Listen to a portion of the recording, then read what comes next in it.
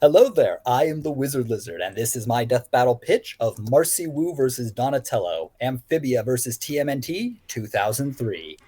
So why this matchup in these characters? Well, I'm a huge fan of Amphibia. Marcy's my favorite character. And one day I was rewatching the '03 Turtles and realized stuff was happening to Donnie that was a lot like what was happening to Marcy in both story and character.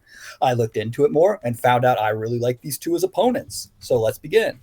I'll start you off easy. It's Donatello. You know him. Yeah. He's the brains of the bunch. He does machines. Yeah. Exactly. Though the '03 version is a bit different in that he's more of a pacifist than his brothers. He's klutzy, he's empathetic and kind, and he's the heart of the '03 team, even though his contributions are ignored and overshadowed and his brothers make fun of him. And naturally, as the kind-hearted pacifist of the group, he has the highest kill count in the show. He's killed the Tengu Shredder, the Utrom Shredder, the Cyber Shredder, an alternate timeline Shredder. If you have a Shredder problem, Donnie will fix it for good. Has he killed every Shredder except for the one?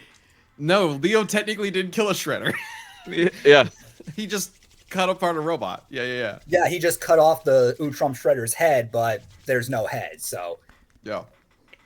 Yeah, that alongside outsmarting all the villains and telepathically communicating with Splinter somehow are probably the biggest feats Donnie has. Naturally, he has a whole bunch of gear that is pretty consistent across versions of Turtles, but the big stuff for his '03 version is the Byakko Spear and the Amulet of the Acolyte. The Byakko Spear gives him wind powers, and the Amulet of the Acolyte, given to him to fight an ancient evil, it gives him a chi form where he looks like he drew on himself with highlighter and a giant dragon, because dragons are awesome. Now, what is Amphibia? Amphibia is a land of talking frogs, bugs, newts, and toads, where the frogs are the humble farmers, the toads are the brutal warriors, and the newts are the intellectuals who sit and rule above them all. We are first introduced to this land of magic when Anne, pictured here, finds a magical music box in an antique store and opens it, teleporting her and her two best friends to this land. Said friend is who we'll be focusing on today. This is Marcy Wu.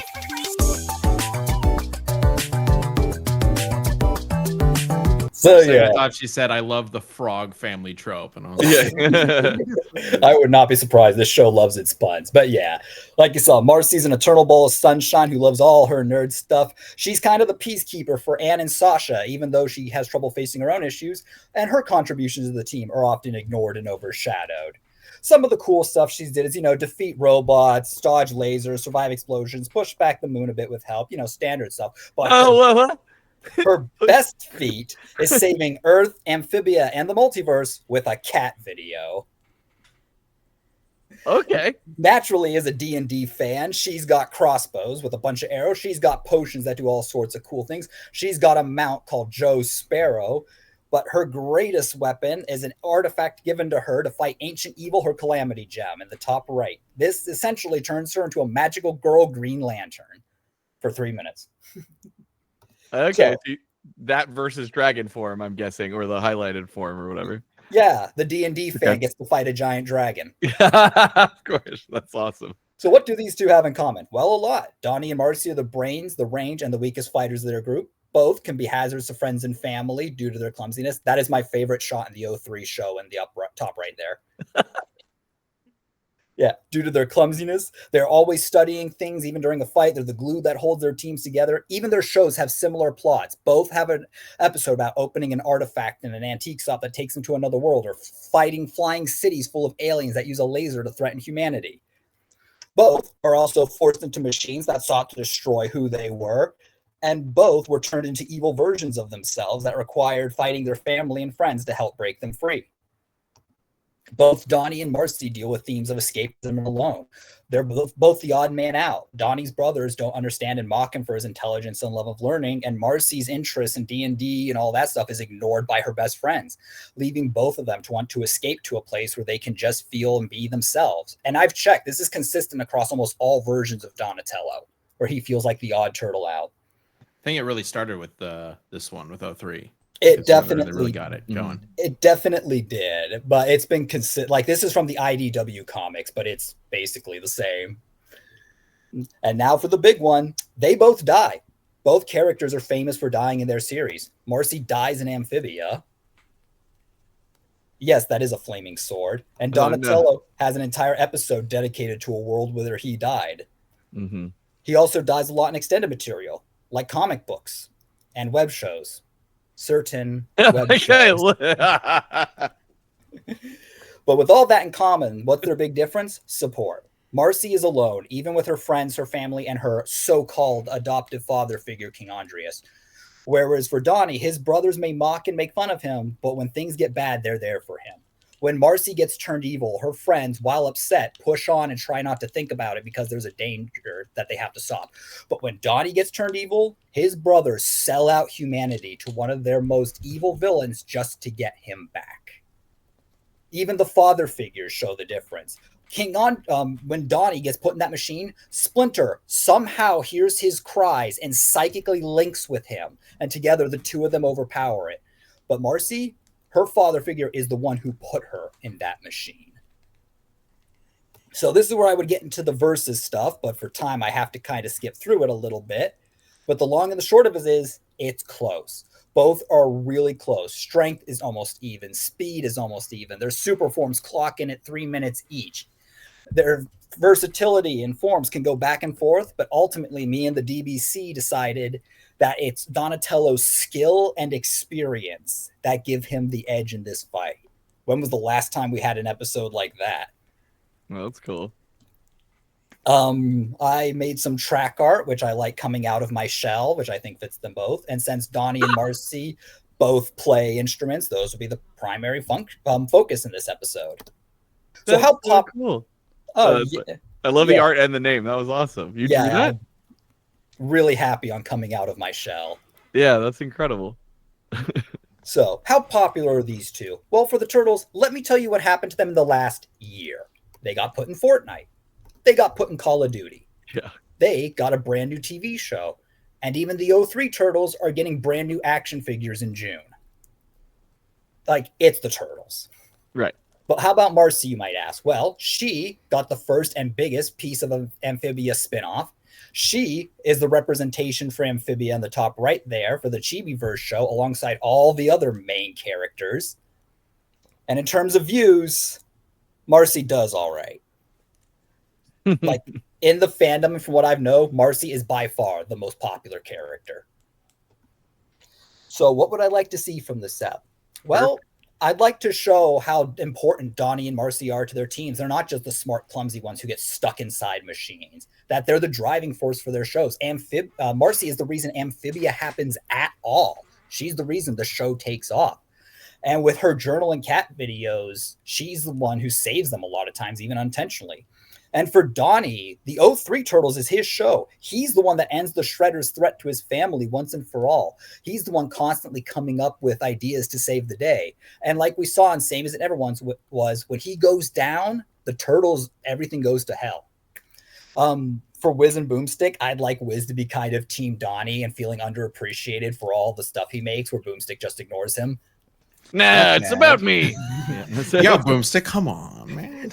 And for Boomstick, I kind of like him to be Papa Wolf for Marcy, where it's basically, Wiz, I've only known Marcy for 5 seconds, but if anything happens to her, I will kill everyone. Protect her at all costs. Yeah, exactly. Yep. Which is great when we find out King Andreas stabs her, and we go, Wiz, I have an idea for our next death battle. King Andreas versus motherfucking Darkseid. Boomstick, we don't do spite matchups anymore. That's fun. And if you wanted to, you could, something unique for this episode is you could make the next time even a joke, whereas it goes next time, and then it shows King Andreas. And Wiz goes, Boomstick, I told you we're not doing that. Come on, he deserves it. No, give me the remote. And then it shows the actual next time. That's funny. But yeah, for character interactions, both would love to study each other. Both would be fascinated by each other's technology and science and magic. But because Marcy has a tendency to run away from her problems, when Donnie tries to help her, she runs away. And Donatello, having the social skills of someone who spent 16 years in the sewer, only makes things worse. And in the fight, there's a bunch of cool stuff you can do. Marcy's range with her crossbows in different variety against Donatello's more non-lethal weaponry, because again, pacifist, unless you're the Shredder.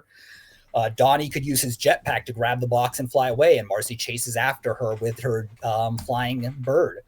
Or in the final fight, when it's the giant dragon towering over Marcy, she uses her growth potion, and all of a sudden, it's a giant girl towering over a tiny dragon. There's a lot you can do with these guys thanks to their arsenal, and that's what makes them unique.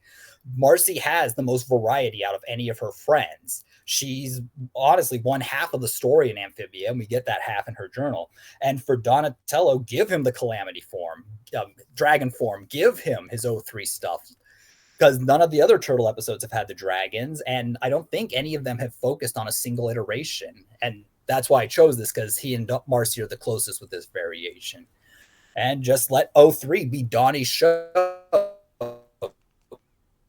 Because again, he and the Shredder. This is Disney, and that's always fun. I'd like to thank the community for all they've done to help me with this pitch and just setting things up. Like, look at this. Cactus didn't have to make this next time trailer for me, but he did. And this pitch has been great for me because it has helped me get to connect with the fandom in a way I hadn't before, just talking about matchups. And I'm really grateful to everyone who helped me. Oh, that's so cool. Yeah, like, look at the thumbnails these people have made. Look how cool. Those are awesome. Yeah. That's great.